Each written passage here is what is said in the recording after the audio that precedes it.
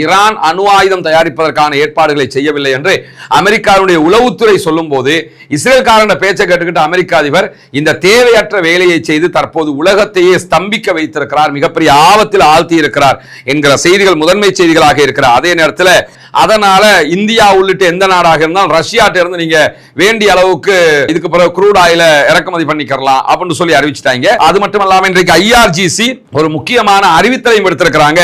வெற்றி நமக்கு அருகாமையிலேயே இருக்கிறது என்று சொல்லிட்டு புதிய ஏவுகணை தாக்குதல்ல அமெரிக்காவுடைய தளங்கள் இஸ்ரேலுடைய ராணுவ உட்கட்டமைப்புகள் மீதெல்லாம் நாங்கள் கடும் தாக்குதல்களை நடத்தி இருக்கிறோம் என்கிறது IRGC. ஜெரால்ட் ஃபோர்டும் மத்திய கிழக்கில இருந்து கிளம்பி போய்கிட்டு இருக்கிற கூடிய நேரத்தில் இது தொடர்பாக இன்றைக்கு IRGC ஒரு செய்தியை வெளியிட்டிருக்கிறது. அந்த செய்தி இந்த கப்பலோட லட்சணம் என்ன, அமெரிக்காவோட லட்சணம் என்னங்கிறத காட்டும். அவங்க சொல்லும் போது என்ன சொல்றாங்கன்னு கேட்டா,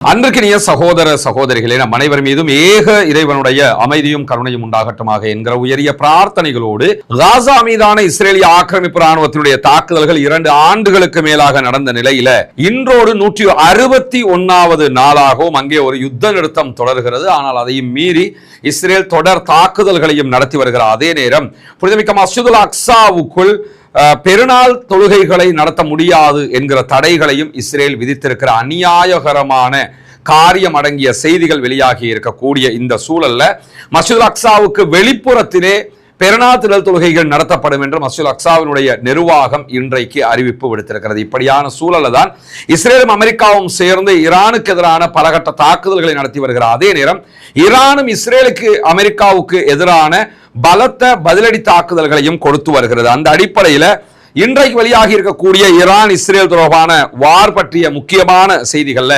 அமெரிக்காவினுடைய உளவுத்துறை ஒரு செய்தியை வெளியிட்டிருக்கிறது. அதாவது ஈரான் அணு ஆயுதம் தயாரிப்பதற்கான யுரேனியத்தை செறிவூட்டுகிறது என்பதில் எந்த உண்மையும் இல்லை என்பதுதான் அந்த செய்தியினுடைய மிக முக்கியமான சாராம்சமாக இருக்கிறது. ஆல்ரெடி ஈரான் இதை சொல்லிக்கிட்டே இருந்தாங்க, நாங்க யுரேனியத்தை செறிவூட்டல, அணு ஆயுதம் தயாரிக்கிற எண்ணம் எங்களுக்கு கிடையாது என்று சொல்லிக்கொண்டே இருந்தார்கள்.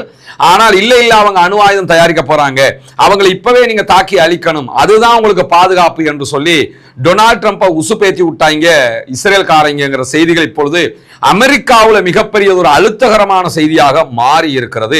அமெரிக்கர்கள் மத்தியிலேயே மிகப்பெரிய ஒரு பேசுபொருளாக மாறி அமெரிக்க அதிபர் டொனால்ட் ட்ரம்புக்கு எதிரான மனோநிலையை அது தோற்றுவித்துக் கொண்டே இருக்கிறது. என்னன்னா, இஸ்ரேல்காரன் சொன்னதுக்காக எந்த ஒரு தெளிவும் இல்லாம நீங்க போய் தாக்குதல் நடத்துவீங்களா, எங்க ஆக்களை கொண்டு போய் சாக போடுவீங்களா, எங்களுடைய ஆயுதங்களை எங்களுடைய பொருட்கள் எல்லாம் கொண்டு போய் அங்க அழிப்பீங்களா, ஒரு நாட்டை அழிக்கிறதுக்காக நம்ம சொத்துக்களை நம்ம இழக்கலாமா என்கிற பலத்த கேள்விகள் இதிலே உருவாக்கப்பட்டு வருகிறது. காரணம் என்னன்னு கேட்டா, மிக தெளிவாகவே பெஞ்சமின் நெத்தன்யாகு கொடுத்த கவுத்த தெளிவாக விழுங்கிட்டான் அமெரிக்க அதிபர் டொனால்ட் ட்ரம்ப் என்கிற செய்திகள் பரவலாக பேசப்படுகிற நிலை உருவாகி இருப்பது மட்டுமல்லாமல் அமெரிக்காவினுடைய தீவிரவாத தடுப்பு பிரிவினுடைய இயக்குனராக செயல்பட்டவரே ராஜினாமா செஞ்சிட்டார். செய்யும் போதே என்ன சொன்னாருன்னா, இஸ்ரேல்காரங்க சொன்ன பொய்களை அமெரிக்க அதிபர் நம்பிட்டாரு, அதனால வந்த விளைவுதான் இது, ஈரானுக்குள்ள அப்படி ஒண்ணுமே கிடையாது, இப்ப ஈரானோட முட்டி மோதி வாங்கி கட்டிக்கிட்டு இருக்கிறோம் என்று சொல்லி இருந்தார். அதே நிலை இப்பொழுது தொடருவதை நீங்கள் பார்க்க முடியும். எனவே ஈரான் அணு ஆயுதம் தயாரிப்பதற்கான ஏற்பாடுகளை செய்யவில்லை என்று அமெரிக்காவுடைய உளவுத்துறை சொல்லும் போது இஸ்ரேல்காரன பேச்சை கேட்டுக்கிட்டு அமெரிக்க அதிபர் இந்த தேவையற்ற வேலையை செய்து தற்போது உலகத்தையே ஸ்தம்பிக்க வைத்திருக்கிறார், மிகப்பெரிய ஆபத்தில் ஆழ்த்தி இருக்கிறார் என்கிற செய்திகள் முதன்மை செய்திகளாக இருக்கிறார். அதே நேரத்தில் இஸ்ரேல் மற்றும் அமெரிக்காவுடனான யுத்தம் நடைபெற்றுக் கொண்டிருந்தாலும் ஈரானுடைய பாலிஸ்டிக் மிசைல் தயாரிக்கிற எந்த ஒரு பணிகளும் இடைநிறுத்தப்படவில்லை என்று ஈரான் இன்றைக்கு அறிவித்திருக்கிறது. ஈரானுடைய புரட்சிகர காவலர் பிரிவு IRGC வெளியிட்டிருக்கக்கூடிய அறிவிப்புல என்ன சொல்றாங்கன்னு கேட்டா, எந்த விதமான தடங்கல்களும் இல்லாமல் எங்களுடைய தயாரிப்புகள், எங்களுடைய ஏவுகணை தயாரிப்புகள் நடைபெற்றே வருகிறது. எங்களுக்கு ஆல்ரெடி யுத்தம் பண்ணுவதற்கு தேவையான ஏவுகணைகள் கைவசம் இருந்தாலும் தொடர்ந்து நாங்கள் அதை தயாரித்துக் கொண்டே இருக்கிறோம் என்கிற செய்திகளை சொல்லி இருக்கிறார். இதே நேரத்தில் இஸ்ரேலுடைய பிரதமர் பெஞ்சமின் நெத்தன்யாகு நேரத்தில் நடத்திய ஒரு ஊடக சந்திப்பில் என்ன சொல்லி இருந்தார்னா, நாங்க ஈரானுக்குள்ள அவங்களுடைய பாலிஸ்டிக் மிசைல் தயாரிக்கக்கூடிய தொழில்நுட்பங்கள் எல்லாத்தையுமே அழிச்சிட்டோம், அதே மாதிரி ஈரான் இனிமே யுரேனியத்தை செறிவூட்ட முடியாது, அதெல்லாம் நாங்க அழிச்சிட்டோம் அப்படின்னு சொல்லி இருந்தாரு. அவர் சொன்னதுக்கு பிறகுதான் ஈரான் இந்த அறிவித்தலை கொடுத்திருக்கிறது. அந்த இஸ்ரேல்காரங்களை மாறாக்கிறதுக்காக என்ன செய்யறான்னு கேட்டா, நான் காசாவை மொத்தமா வெற்றிகரமாக எல்லாத்தையும் முடிச்சிட்டோம், காசாவுல ஒரு பாலஸ்தீன விடுதலை அமைப்பு கூட கிடையாதுன்னு எல்லாம் பேசிக்கிட்டு இருந்தாரு. இப்ப என்னடான்னு கேட்டா ஈரான்ல எல்லாத்தையுமே காலி பண்ணிட்டோம் அப்படின்னு. ஏன்னா அந்த அளவுக்கு எலெக்ஷன் வைக்கணும். எலெக்ஷன் வைக்கிறதா இருந்தா காசாவுல தோத்துட்டோம், அதை கொண்டு போய் வென்று விட்டோம் என்று சொல்லி எலெக்ஷன் வைக்க முடியல. அதனாலதான் இப்ப ஈரான் வாருக்குள்ள போனது. ஈரானுடைய வாராலையும் அவர்களால் அந்த நிலைக்கு போக முடியாது. பெஞ்சமின் நெத்தன்யாகுடைய எதிர்காலம் சூனியமாய் போய்விடும் என்பது மட்டும் நிச்சயமாக தெரியக்கூடிய ஒரு சூழல்ல ஈரான்ல தாங்கள் நடத்தி வரக்கூடிய யுத்தத்தினால் எரிசக்தி சந்தைகளில் ஏற்படக்கூடிய பாதிப்புகளை கட்டுப்படுத்த அமெரிக்கா போராடி வருகிறது என்பது உலகத்துக்கே தெரியும். ஏன்னா எல்என்ஜி பெரிய தட்டுப்பாடு ஆகிடுச்சு, பெட்ரோல் தட்டுப்பாடு ஆகிடுச்சு, டீசல் தட்டுப்பாடு ஆகிடுச்சு. எந்த ஒரு கம்பெனிஸையும் அடுத்து இயக்க முடியுமா என்கிற சந்தேகம் இருக்கிறது. உலக நாடுகள் முழுவதும் பெட்ரோலியத்திற்கு மிகப்பெரிய தேவைப்பாடு ஏற்பட்டிருக்கிறது. ஏன்னா ஹொர்முஸை மூடி வச்சிருக்கிறாங்க ஈரான். அந்த ஹொர்முஸ் வழியாக எந்த கப்பல்களும் பயணிக்க முடியவில்லை. இன்றைய நாள் இன்னைக்கு வந்திருக்கக்கூடிய செய்தி பிரகாரம் ஹொர்முஸ்ல இருந்து எந்த கப்பலுமே போகல. 3000க்கும் மேற்பட்ட கப்பல்கள் தரித்து நிற்கிறது. அதற்குள் இருக்கக்கூடிய மாலுமிகள் தவித்துக் கொண்டிருக்கிறார்கள் என்கிற செய்திகள் எல்லாம் வெளியாகி கொண்டிருக்கக்கூடிய சூழல்ல உலகம் முழுவதும் பெட்ரோலிய தேவை ஏற்படும் போது இப்ப என்ன பண்றது என்பது, நாங்க யாராவது ரஷ்யாட்ட இருந்து பெட்ரோல் எண்ணெய்களை பெற்றுக்கொண்டீங்கன்னு சொன்னா உங்க மேலதான் நாங்க டாரிஃப் போடுவோம்னு இந்தியா மேலேயே பெரிய அளவுக்கு வரிகளை விதித்தார் அமெரிக்க அதிபர் டொனால்ட் ட்ரம்ப். நீங்க அதாவது ரஷ்யாட்ட இருந்து பெட்ரோல் எடுக்கக்கூடாது, எண்ணெய்களை எடுக்கக்கூடாது என்பதுதான் அவருடைய கச்சா எண்ணெய் எடுக்கக்கூடாது என்பது அவர்களுடைய தடை. இப்படி ரஷ்யா மேல தடை, ரஷ்யாட்ட இருந்து யாரும் கச்சா எண்ணெய் வாங்கக்கூடாது தடுத்தவர்கள் இந்த யுத்தத்துல மாட்டிக்கிட்டு இருக்கிற மாட்டு இருக்குதுல்ல, தாங்க முடியாத ஒரு ஆப்பை தாங்களே எடுத்து சொல்லி கொண்டிருக்கிறாங்க. அதனால இந்தியா உள்ளிட்ட எந்த நாடாக இருந்தாலும் ரஷ்யாட்ட இருந்து நீங்க வேண்டிய அளவுக்கு இதுக்கு பிறகு க்ரூட் ஆயில இறக்குமதி பண்ணிக்கலாம் அப்படின்னு சொல்லி அறிவிச்சிட்டாங்க. இப்ப என்ன ஆலோசனை பண்ணிக்கிட்டு இருக்கிறாங்கன்னு கேட்டா, ஈரானுக்கு ஆல்ரெடி ஈரான்ட்ட யாருமே பெட்ரோல் வாங்கக்கூடாது, க்ரூட் ஆயில் வாங்கக்கூடாது என்கிற தடை இருக்கிறது. அந்த தடையை நீக்குவதற்கு, பகுதி அளவு நீக்குவதற்கு அமெரிக்கா திட்டமிடுகிறது. இப்ப என்ன யோசனைன்னா, அமெரிக்க அதிபரும் அமெரிக்காக்காரங்களும் லூசுகளா அல்லது அவங்கள பார்த்துக்கிட்டு இருக்கிற மற்றவங்க லூசுகளாங்கிற கேள்வி வருதா இல்லையா? ஏன்னா நீ ஒரு நாட்டை அழிச்சுக்கிட்டு இருக்கிற, அந்த நாட்டை அழிச்சுதான் தீர்வுன்னு சொல்ற, அழிக்கிற நாட்டில இருந்து எல்லாரும் பெட்ரோல் வாங்கிக்கொண்டு வேற சொல்ற. அந்த நாட்டு மேல இத்தனை ஆண்டு கால பொருளாதார தடை எதுக்கு விதிக்கப்பட்டுச்சு ஈரான் மேல? ஈரான் கொடிய நாடு, ஈரான் யாரும் எடுக்க கூடாது, ஈரானை அழிக்கணும், ஈரான் அணு ஆயுதம் பண்ணுது, ஈரானால இஸ்ரேலுக்கு திரட்டுன்னு இருக்குது, இதெல்லாம் சொன்னாங்கல்ல. அப்படி சொல்லிக்கிட்டு இப்ப வரைக்கும் யுத்தமே, இன்ன வரைக்கும் ஈரான் மேல அட்டாக்கும் பண்றாங்க. பண்ணிக்கிட்டு நாங்க உங்களுக்கு அடிப்போம், ஆனா பெட்ரோலும் வித்துக்கிறீங்க, நாங்க அவங்களுக்கு அடிப்போம், நீங்க பெட்ரோலையும் வாங்கிக்கிறீங்க என்று சொல்லி இந்த மாதிரி ஒரு நிலைக்கு அமெரிக்கா வந்திருக்கு. இதெல்லாம் என்ன காட்டுது? அமெரிக்காவுடைய இந்த யுத்தத்துல என்ன லட்சணத்துல இருக்காங்க காட்டுதா இல்லையா? அமெரிக்கா என்றால் அத்தனை நாடுகளும் அஞ்சுகிற விதமாக இருந்தது. இப்பொழுது அத்தனை நாடுகளும் கீழே விழுந்து தூங்குகிற நிலையாக மாறி இருக்கு. இதுக்கு இடையில இந்த ரணகளத்துக்குள்ள கிளுகிழுப்பும் பாங்கல்ல, அது மாதிரி இன்னைக்கு மோடிஜியுடைய போட்டோவை போட்டு, நம்ம பக்கத்து நாடு இருக்குல்ல அந்த போட்டோவை போட்டு என்னன்னு கேட்டா, இந்தியா அடக்கியது ஈரானை அப்படின்னு சொல்லி போஸ்டர் பரப்பிக்கிட்டு இருக்கிறாங்க. அது என்னையா, இந்தியாவுக்கு பெட்ரோல் தர முடியாது அப்படின்னு சொல்லி ஈரான் சொல்லிச்சான். நீங்க எங்களுக்கு க்ரூட் ஆயில் தரலன்னா ஹொர்முஸ் வழியாக எங்க கப்பலை வர விடலன்னு சொன்னா தொலைச்சிருவோம் பாத்துக்க. அதாவது இந்தியாவினுடைய கடற்படை ராணுவம் எல்லாத்தையும் போடுவோம், போட்டு 2 உங்களோட பார்ப்போம் அப்படின்னு சொல்லி மோடிஜி சொன்னார்னு சொல்லி சில தமிழக ஊடகங்கள் இந்த செய்தியை வெளியிட்டு இருக்கிறத நீங்க பார்க்க முடியும். பார்க்கும்போது இவங்களை நினைச்சு சிரிக்க முடியாது, உட்கார்ந்து அழனு. ஏண்டா என்ன நேரத்துல என்ன மாதிரி காமெடி பண்ணிக்கிட்டு இருக்கிறீங்க நீங்க? அவ்வளவு கோபம் இருக்கிற மாதிரி காமெடி பண்ணக்கூடிய ஒரே ஆக்கள் இந்த மோடிஜியுடைய ஆக்கள் தான். என்னன்னா, அமெரிக்காக்காரனே அங்க தாக்கு பிடிக்க முடியாம துண்டக்கானம் துடியக்கானம் ஓடிக்கிட்டு இருக்கிறான். ஜெரால்டு ஹோர்டு ஓடிடுச்சு, யுஎஸ்எஸ் ஆப்ரஹாம் லிங்கன் திரும்பி போயிடுச்சு. இந்த யுத்தத்தை எப்படிதான் நிறுத்துறதுன்னு சொல்லி தவிச்சுக்கிட்டு இருக்கிறார் டொனால்ட் ட்ரம்ப். அதுக்குள்ள இவர் அங்க கிழிச்சிருவாராம். ஒருத்தனுக்கு எந்திரிச்சு நிக்கவே துப்பில்லையாம்னு சொல்லுவாங்கல்ல, அந்த மாதிரி கதையாக அவருடைய செயல்பாடுகள் இருப்பதை நம்ம பார்க்க முடியும். அந்த மாதிரி இடையில ஒரு செய்தியும் இன்றைக்கு வந்திருக்கக்கூடிய சூழல்ல, அமெரிக்கா ஈரான்ட்ட இருந்தே பெட்ரோல்களை பெற்றுக்கொள்ளுங்க, ஈரான் மீதான தடைகளை நாங்க நீக்கிறதுக்கு தயாராகிறோம் என்கிற நிலைக்கு வந்திருக்கிறார்கள். இது அமெரிக்காவுக்கு பட்டு கேவலம் இந்த யுத்தத்தில் என்கிறதையும் புரிஞ்சுக்கிறீங்க. அதை தாண்டி தெற்கு இஸ்ரேலில் இருக்கக்கூடிய திமோனா, நெகோ பாலைவனத்தில் இருக்கக்கூடிய இஸ்ரேலுடைய பகுதிகள், இந்த பகுதிகளில் எல்லாம் இன்றைக்கு 64வது அலை தாக்குதல்களை ஈரான் இன்றைக்கு வெள்ளிக்கிழமை கிட்டத்தட்ட 6வது தடவை இஸ்ரேலை நோக்கியும் மற்ற பகுதிகள் மேலேயும் ஈரான் இன்றைக்கு தாக்குதல்களை நடத்தி கொண்டிருக்கிறது. பொதுவாக ஒரு நாளைக்கு ஒரு அலை அல்லது 2 அலை தாக்குதல் நடத்துவாங்க. இன்னைக்கு 64வது அலை தாக்குதலில் 6ஆம் கட்ட தாக்குதல்கள் இஸ்ரேலை நோக்கி நடத்தப்படுகிறது. வெள்ளிக்கிழமை காலை முதல் நடத்தப்படுகிற இந்த தாக்குதல்கள்ல கடுமையான சைரன் சத்தங்கள் எல்லாம் பல இடங்களில் கேட்டுக்கொண்டிருக்கிறது என்று ஹீப்ரு ஊடகங்கள் சொல்லுகிறார். அதே நேரம் நேற்று ஹைஃபா போர்ட்ட தீ வச்சு எரிச்சுக்கிட்டு இருந்தாங்க. அவ்வளவு ஏவுகணை தாக்குதல் ஹைஃபா மேல. அந்த வீடியோக்கள் எல்லாம் நேற்று முதல் வெளியாகி கொண்டிருக்கக்கூடிய சூழல் தான் இன்றைக்கு மீண்டும் இஸ்ரேலை நோக்கி ஏவுகணை தாக்குதல்களை நடத்தி இருக்கிறது. அது மட்டுமல்லாமல் இன்றைக்கு IRGC ஒரு முக்கியமான அறிவித்தலையும் எடுத்திருக்கிறாங்க. வெற்றி நமக்கு அருகாமையிலேயே இருக்கிறது என்று சொல்லிட்டு புதிய ஏவுகணை தாக்குதல்ல அமெரிக்காவுடைய தளங்கள், இஸ்ரேலுடைய ராணுவ உட்கட்டமைப்புகள் மீதெல்லாம் நாங்கள் கடும் தாக்குதல்களை நடத்தி இருக்கிறோம் என்கிறது IRGC. ஆபரேஷன் ட்ரூ பிராமிஸ் 4 வெற்றிகரமாக நடைபெற்று வருகிறது என்று சொல்லக்கூடிய ஈரான் ரமலான் மாதத்தினுடைய இறுதி நாட்கள்ல கடுமையான தாக்குதல்களை இஸ்ரேல் மேலேயும் அமெரிக்கா மேலேயும் நடத்தி இருக்கிறோம் என்று சொல்றாங்க. ஆளில்லா விமானங்கள், வான் வழி கட்டளை மையங்கள், அதே போன்று விமானங்களை பராமரிக்கிற பராமரிப்பு வசதிகள், அமெரிக்கா தலைமையிலான கூட்டணியுடைய செயல்பாட்டு மையம் என்று சொல்லி இதையெல்லாம் கொண்டிருந்த அலி அல் ஷலோம் என்கிற தளத்தின் மீது மிக உச்சமான தாக்குதல்கள் நடத்தப்பட்டிருக்கிறது. அதே போன்று அமெரிக்காவுடைய முக்கியமான பல நிலைகள் மீதும் இன்றைக்கு IRGC தாக்குதல்கள் நடத்தியிருக்கிறார். அதே நேரம் அல் வஃபா தளத்தில் இருக்கக்கூடிய ரேடார் அமைப்புகள் மேலேயும் தாக்குதல்களை நடத்தி இருக்கிறது IRGC. ஏவுகணை தடுப்பு ரேடார் சிஸ்டங்கள் மீதும் அங்கு தாக்குதல்கள் நடத்தப்பட்டிருக்கிறது. அதே நேரம் இஸ்ரேலில் இருக்கக்கூடிய பகுதிகள் முழுவதும், இஸ்ரேலுடைய ரேடார் இருக்கக்கூடிய பகுதிகள், செயற்கைக்கோள்கள் இயங்கக்கூடிய பகுதிகள், ஏவுகணை பாதுகாப்பு மையங்கள் மீதெல்லாம் தாக்குதல்கள் நடத்தி இருக்கிறது என்று சொல்லிட்டு நாங்கள் யுத்தத்திற்கு செல்வது ஒரு தோல்வியே கிடையாது, இறைவன் எங்களுக்கான தோல்வியினுடைய பாதையை மூடியிருக்கிறான், இறைவனுடைய அருளால் வெற்றியும் எங்களுக்கு அருகில் தான் இருக்கிறது என்கிறது IRGC-யினுடைய அறிவிப்பு.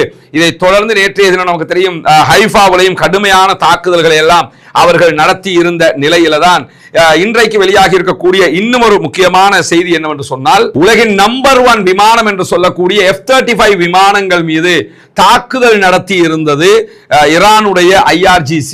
இதுதான் F-35 விமானம். கண்ணுக்கு தெரியாமல் ஒளிந்து ஓடுகிற விமானம் என்று அதற்கு பெயர். இந்த விமானம் நேற்று தாக்கப்படுகிற காட்சி தான் இது. நேற்றும் நம்ம காட்டியிருந்தோம். இந்த விமானத்தை கரெக்டா குறிபார்த்து அடிச்சிருந்தாங்க ஈரானுடைய IRGC.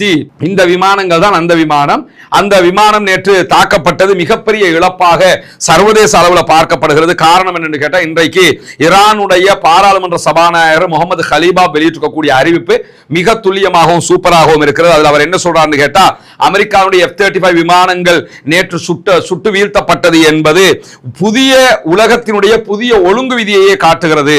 அதுக்கான காரணம் என்னென்று அவர் சொல்லும் போது மேலதிகமாக என்ன சொல்றாருன்னு கேட்டா, அமெரிக்காவினுடைய ஆணவத்தின் சின்னமாகத்தான் இந்த விமானங்கள் இருந்தது.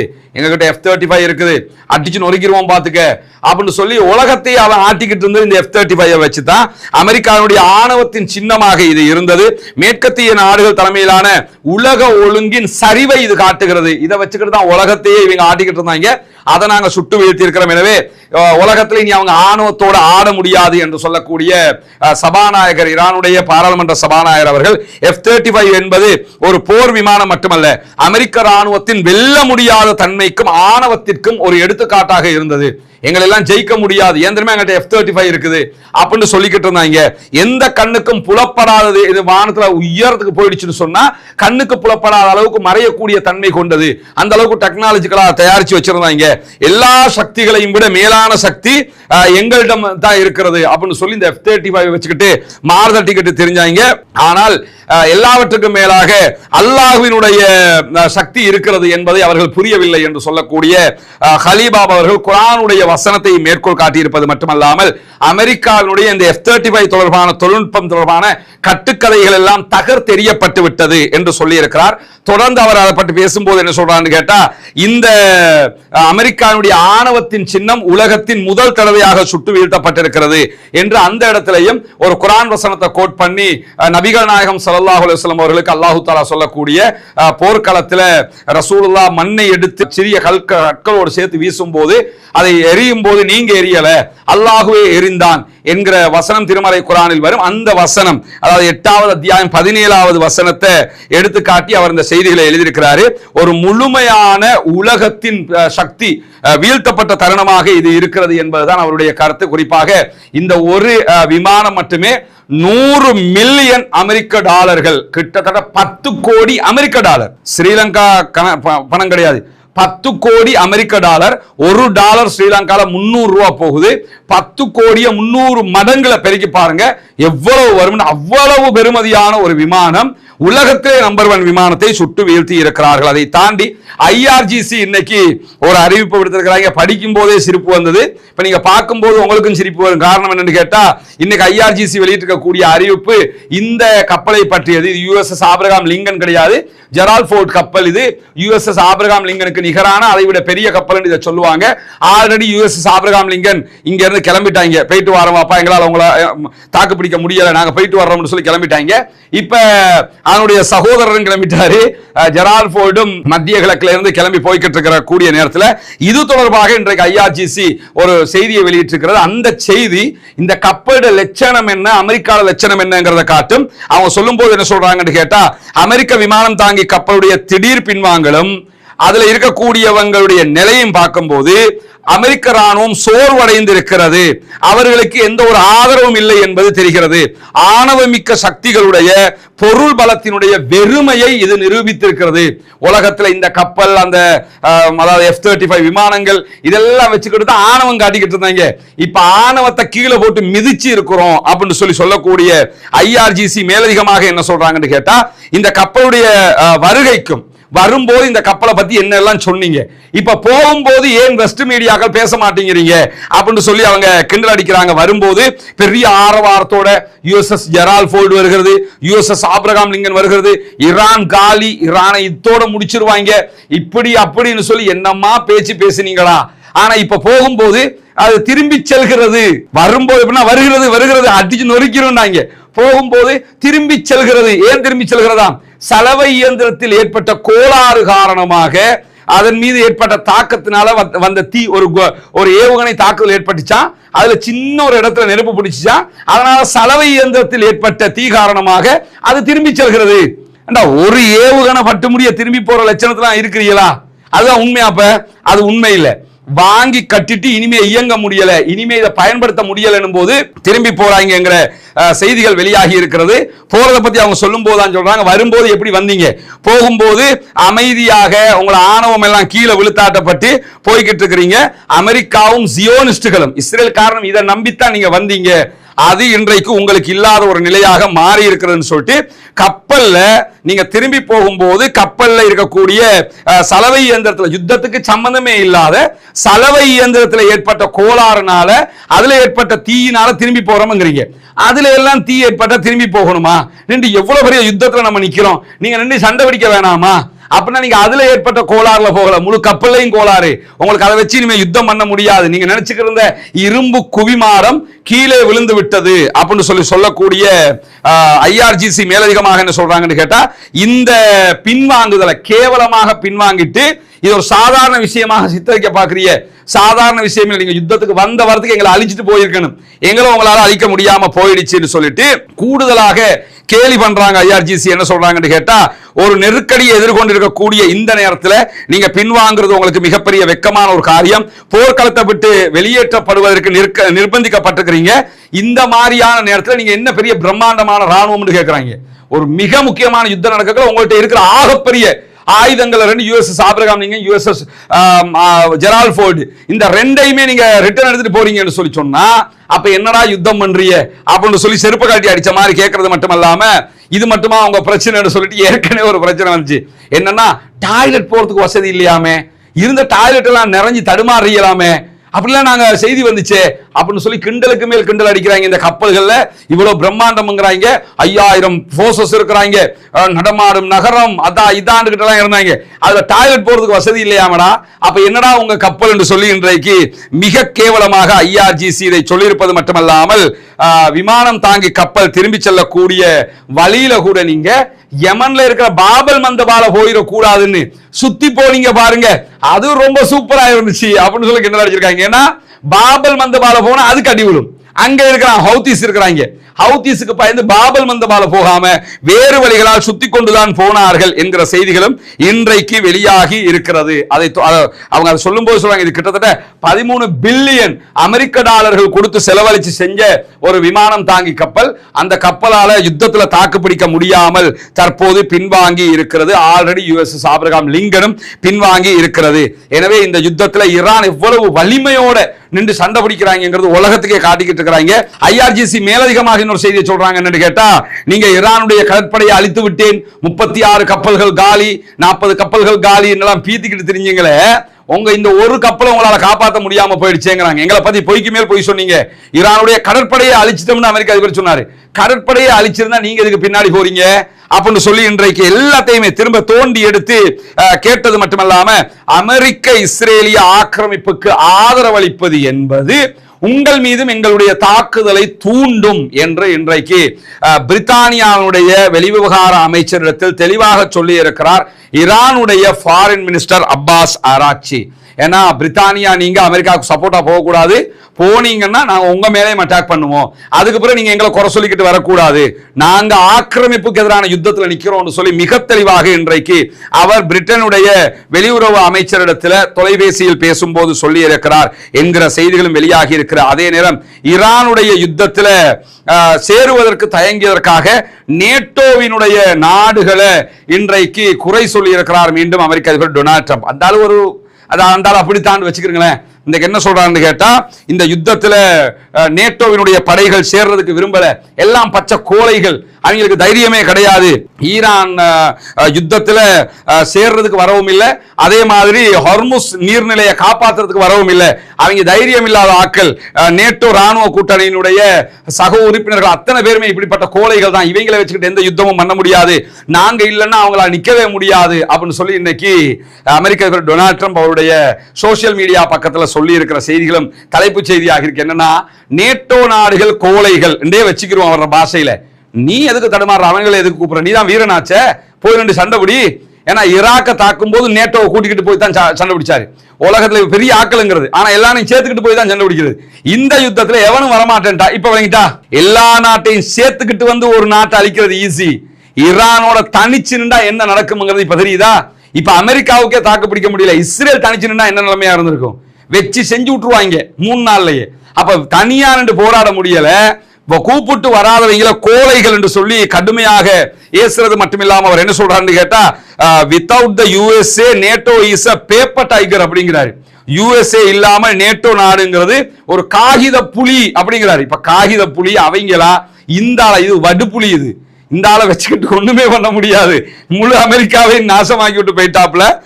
நாசமாக்கிறது மட்டும் நேட்டோக்காரை இப்ப கேட்டான்னு யோசிப்பான், போதும்டா நாங்க கோழையாவே இருந்துக்கிறோம், நீங்க போய் வீரம் காட்டினீங்கல்ல, USS ஆபிரகாம் லிங்கன் காலி, USS ஜெரால்ட் ஃபோர்ட் காலி, இதுல நாங்க வேற உங்களோட வந்து முட்டி மோதணுமா, எங்க இருக்கிற கப்பல்களை நாசமாக்கணுமான்னு சொல்லி கேட்பாரா இல்லையா? எனவே இந்த யுத்தத்துல தெளிவாக ஈரான் வெற்றி பெற்றுக் கொண்டே இருக்கிறது. இந்த நிமிடம் வரைக்கும் ஈரானுடைய வெற்றி தான் கைக்கு மேல் உயரமாக நிற்கக்கூடிய காட்சிகளை பார்க்க முடியும்.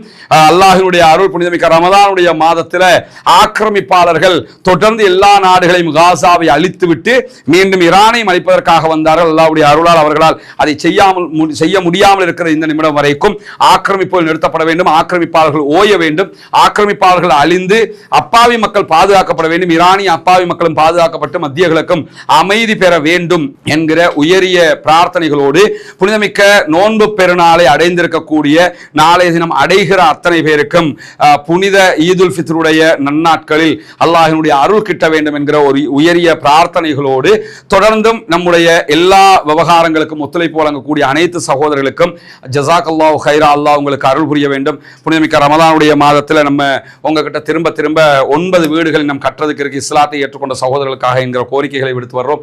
அதுக்காக நீங்க உதவி செஞ்சுக்கிட்டு இருக்கிறீங்க. அத்தனை பேருக்கும் அல்லாஹ் தஆலா அருள் புரிய வேண்டும். கொழும்பில் நாளை பெருநாள் திடல் தொழுகை ஏற்பாடு செய்யப்பட்டிருக்கிறது. கொழும்பு 2 தேவாயிலன்ல கொம்பனி தெரு கோவிலுக்கு அருகாமையில கோர்ட் நீதிமன்றம் இருக்கு. நீதிமன்றத்துக்கு பின்னாடி இருக்கக்கூடிய மெலே கிரிக்கெட் கிளப்ல தான் பெருநாள் திடல் தொழுகை ஏற்பாடு செய்யப்பட்டிருக்கிறது. சகோதரர்கள் அதிலும் பங்கெடுத்துக் கொள்ளுங்கள் என்கிற கோரிக்கைகளோடு முடித்துக் கொள்கிறேன். வாஹர் தஅவானா அல்ஹம்துலில்லாஹி ரப்பில் ஆலமீன்.